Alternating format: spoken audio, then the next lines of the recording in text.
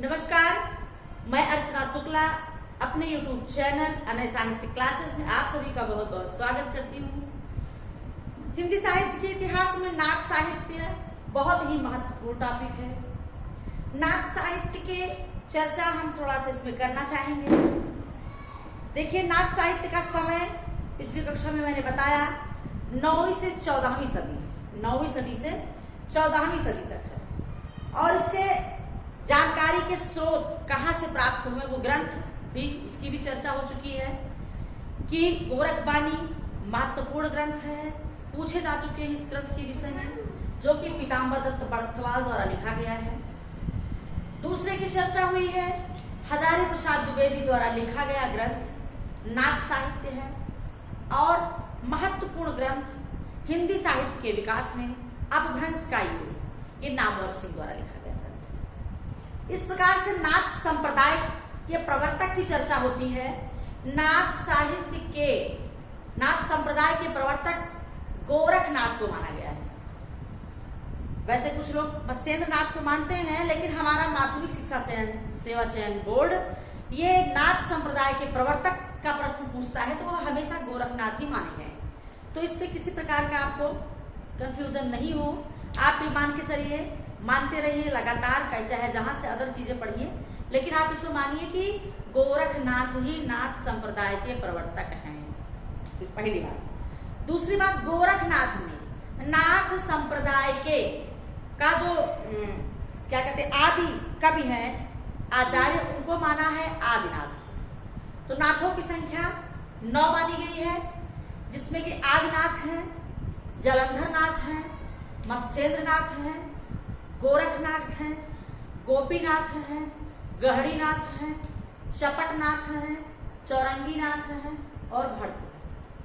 ये नाथों की संख्या 9 हो गई। नाथों की कुल संख्या पूछेगा तो 9।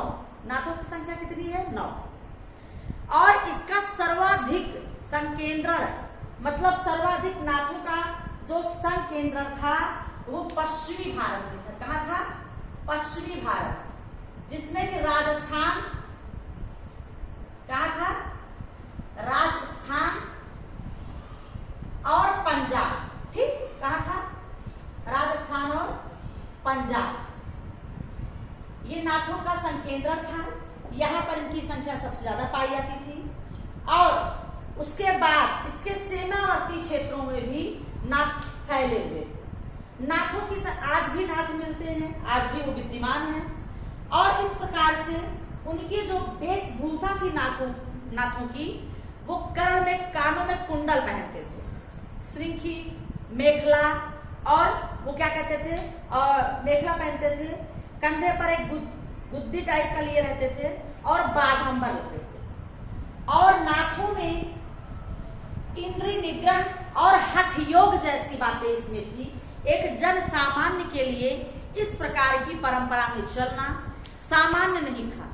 इस प्रकार से नाथों का जो विकास है, इस संप्रदाय का विकास है नाथों का, ये जन सामान्य के लिए नहीं था, क्योंकि इसमें इंद्रिय निग्रह, हठ योग, ठीक है, और कानों में कुंडल, श्रृंखली, मेखला, गुदड़ी लपेटना, बाघंबर पहनना, तो ये सामान्य जीवन से परे एक विशेष जीवन में जीने वाले व्यक्ति जो आत्म संयमित, नियंत्रित रहते थे।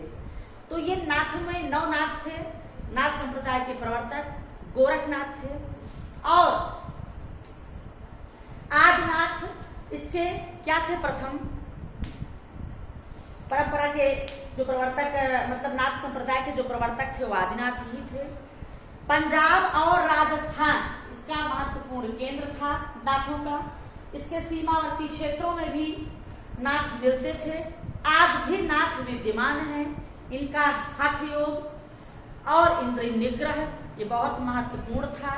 ये सामान्य जीवन से परे थे। सामान्य के लिए इस जीवन में प्रवेश करना, नाथ संप्रदाय में जाना सामान्य नहीं था। ऐसी स्थिति में नाथ साहित्य में महत्वपूर्ण जो आते हैं गोरखनाथ। गोरखनाथ इनका जो है ये संप्रदाय के प्रवर्तक हैं। और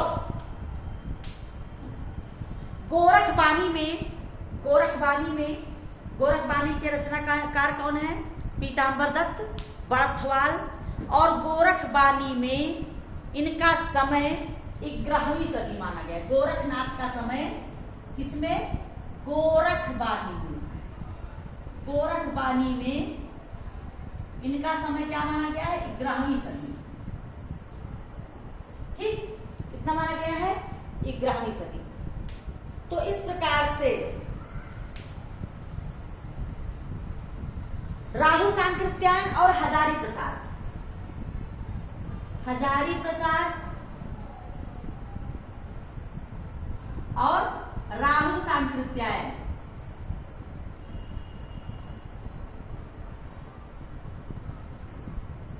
इनका समय क्या मानते हैं? 9वीं सदी। क्या मानते हैं? 9वीं सदी। और आचार्य शुक्ल जी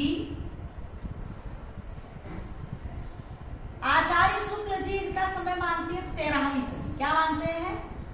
13वीं सदी। ठीक, आचार्य शुक्ल जी इनका 13वीं सदी बताया और सर्वसम्मति से इनका समय 13वीं सदी ही माना गया। तो गोरखनाथ महत्वपूर्ण नाथों में थे जिनका समय अनेक विद्वानों के अनुसार, आचार्यों के अनुसार अलग अलग था। गोरखबानी पीताम्बर दत्त बड़थवाल द्वारा लिखा गया है, इसमें 11वीं सदी माना गया है। हजारी प्रसाद द्विवेदी और राहुल सांकृत्यायन ने 9वीं सदी मानी है। आचार्य रामचंद्र शुक्ल ने 13वीं सदी माना है। ये प्रवर्तक हैं गोरखनाथ। किसके प्रवर्तक हैं? ये प्रवर्तक हैं नाथ साहित्य के प्रवर्तक। तो इस प्रकार से नाथ साहित्य ये बहुत ही महत्वपूर्ण और विशेष था, सामान्य जीवन से परे था। एक विशेष जीवन में जीने वाला व्यक्ति जो अपने इंद्रियों को अपने बस में करके हठ योग के माध्यम से जीवन जीता था, वो था नाथ। नाथों में संख्या 9 है। तो इस प्रकार से आज हम इस कक्षा में आपको नाथ साहित्य के विषय में महत्वपूर्ण मोटी जानकारी मैंने आपको दिया। तो अगली कक्षा में फिर आपसे मिलते हैं, तब तक के लिए धन्यवाद।